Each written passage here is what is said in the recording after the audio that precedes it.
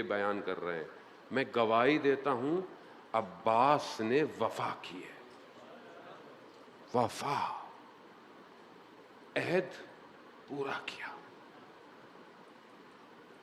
آج آپ وفا کا لفظ سنتے ہیں، آپ کے ذہن میں کیا آتا ہے؟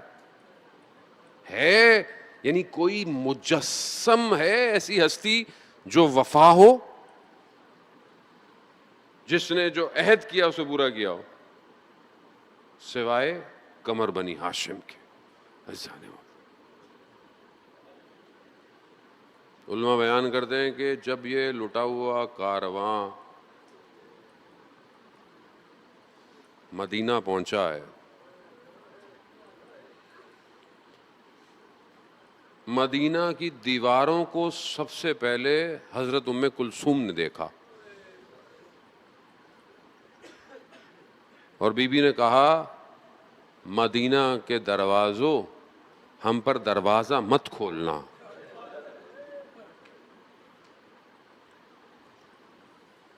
ہم بھائی کے ساتھ گئے تھے، بغیر بھائی کے واپس آئے۔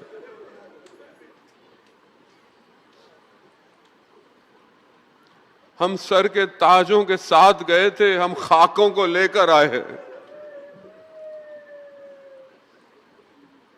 ہاں مدینہ، ہمارے اوپر دروازہ مت کھولنا۔ خبر جب مدینہ میں یہ پہنچی نا، تو کہتے ہیں الگ الگ طریقے سے خبر مدینہ والوں تک پہنچی ہے، ایک دفعہ میں صحیح خبر نہیں پہنچی۔ ایک خبر یہ پہنچی کہ جو کارواں آ گیا ہے، کیسے آیا ہے، کون کون آیا ہے، یہ نہیں پتا۔ ذہن میں یہی تھا کہ جو کاروان گیا تھا وہی واپس آیا۔ یہی خبر حضرت ام البنین کو پہنچی ہے۔ ماں، خدا قسمت کرے جنت البقیع جانے کی، اس ماں کی مرقد پہ جا کے بھی ہم گریا کریں۔ اللہ اکبر، ماں ہے، کس طریقے سے اس ماں نے بیوی کے بعد بچوں کو پالا ہے۔ امام حسن امام حسین کی کس طرح خدمت کی ہے، اور ایسی عباس کی تربیت کی۔ عباس نے ہمیشہ اپنے آپ کو ان کا غلام سمجھا، بچپن سے باوفا، باوفا۔ یہ ماں کا کمال ہے عزادارہ نے، ماں۔ یہی تو وجہ تھی کہ جب حضرت ام البنین کو پتا چلا کہ امام حسین شہید ہو گئے ہیں، تو سب سے پہلے یہی پوچھا کہ عباس زندہ تھے یا نہیں تھے۔ ایسا ہو ہی نہیں سکتا کہ عباس زندہ ہو، حسین کو کچھ ہوتا ہے، تصور محال ہے۔ عزاداران محترم، بھائی کی محبت بھائی کے ساتھ، خدا کرے بہرحال حضرت عباس ہم پہ کرم فرمائے۔ باب الحوائج ہے، حاجتوں کا دروازہ ہے، حاجتوں کا دروازہ۔ بہت بہت واقعات حرم کے مشہور ہیں۔ شخص آیا اپنے اپاہج سے بچے کو لے کر، اور پتہ نہیں عربی میں بدو تھا، کہتا رہا کچھ کہتا رہا، اور اپنے بچے کو اس نے زری کی طرف پھینک دیا۔ خادم کہتا ہے میں دوڑا کہ کہیں ٹکرائے گا، خون گرے نہ کچھ گرے۔ میں جیسے دیکھا تو بچہ بڑے آرام سے زمین پر، اور تھوڑی دیر میں بچہ سالم کھڑا ہو گیا۔ اس سے پوچھا کہ کیا ہوا؟ کہا کہ جیسے میرے باپ نے مجھے زری کی طرف پھینکا، دو بازو آئے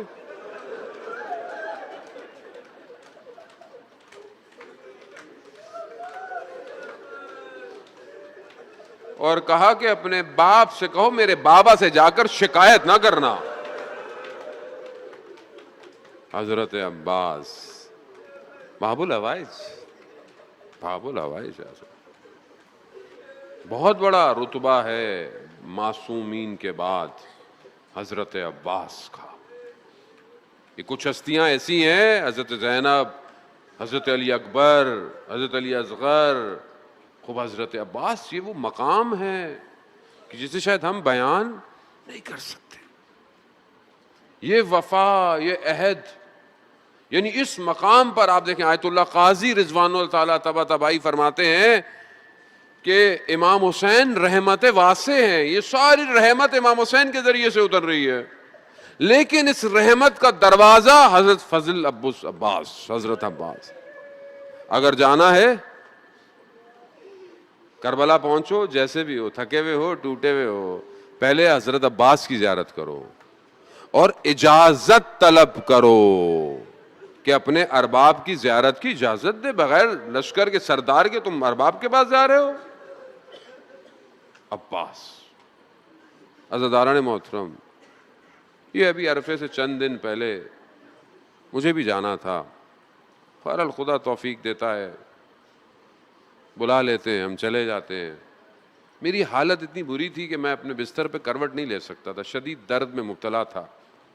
میں نے فون کیا جنہوں نے مجھے دعوت دی تھی، میں نے کہا مجھے مشکل لگ رہا ہے کہ میں کربلا آ سکوں. انہوں نے کہا مولانا ہمت کیجئے، خود امام حسین کرم کریں گے. بہرحال میں ہمت کر کے پہنچا. 2 دن پہلے میں عرفے سے پہنچا تھا. رات کو میری حالت یہ تھی کہ میں اپنی ٹانگ کو گھسیٹ کر بین الحرمین چل رہا تھا.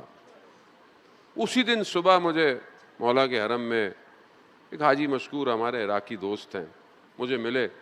میں نے کہا حاجی بہت درد ہے، بڑی تکلیف ہے، نہیں پتا بہرحال کیسے ہوگا عرفہ.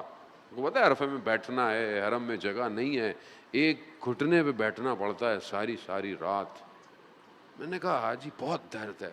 اس نے اپنی جیب سے اتنی سی بوتل نکالی، کہا یہ سرداب کا پانی ہے سید، پیو شفا ملے گی.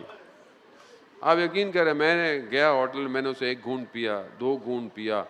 دعائے عرفہ بغیر ٹیک کے میں نے پڑھی پوری.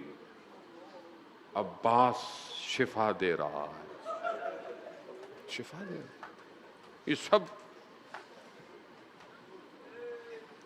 ہمیں نظر نہیں آتا معاملہ. ہم سمجھتے ہیں یہ علم لگا ہوا ہے، یہ علم نہیں ہے. یہ یہیں سے پیغام حضرت عباس کے پاس جاتا ہے.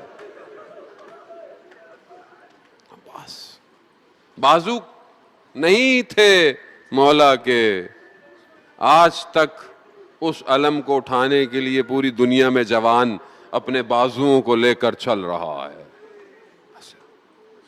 روز عاشور سب جانا شروع ہوئے.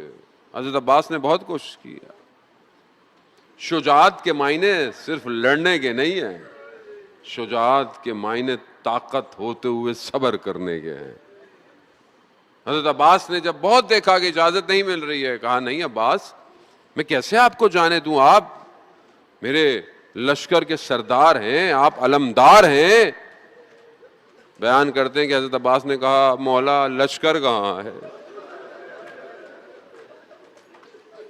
مجھے جانے تھے آپ، بے چینی مجھ سے صبر نہیں ہوتا.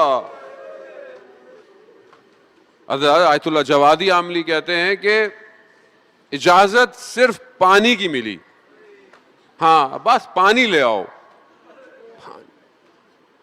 کہتے ہیں جس خیموں میں مشکیزیں رکھے ہوتے تھے، پانی تو نہ جانے کب سے بند ہے، پانی تو نہیں ہے. جس خیموں میں مشکیزیں تھے وہ مشکیزیں کبھی زمین اس کی کبھی نم ہوگی، کبھی گیلی ہوگی. جیسے ہی حضرت عباس کہتے ہیں مشکیزہ اٹھانے گئے، کیا دیکھا؟ بچے اپنی قمیضوں کو ہٹائے زمین میں. شاید کوئی ٹھنڈک جو ہے وہ ان بچوں کو مل جائے. کربلا کے بچے اتش کر رہے ہیں. ہاں آزادار محترم، حضرت عباس سے دیکھا نہیں گیا. پانی کی اجازت ملی، مشکیزہ لیا، حضرت عباس نے جانا شروع کیا. 4000 کی نفری دشمن کی پانی پہ گھات لگائے بیٹھی ہے تیروں کے ساتھ. ابھی آپ دیکھیں کہ حضرت عباس جا رہے ہیں. تو ہم حضرت عباس کی جنگ پڑھتے ہی نہیں. ہمیں ظاہر ہے ہمیں حضرت عباس نے ایک ہی وار میں کہتے ہیں 80 لوگوں کا جہنم واصل کیا ہے ایک ہی حملے کے اندر. علی کا فرزند ہے عباس, مگر جنگ کی اجازت نہیں ہے. بس پانی, کوئی طاقت نہ روک پائی عباس کو پانی تک پہنچنے کے لیے.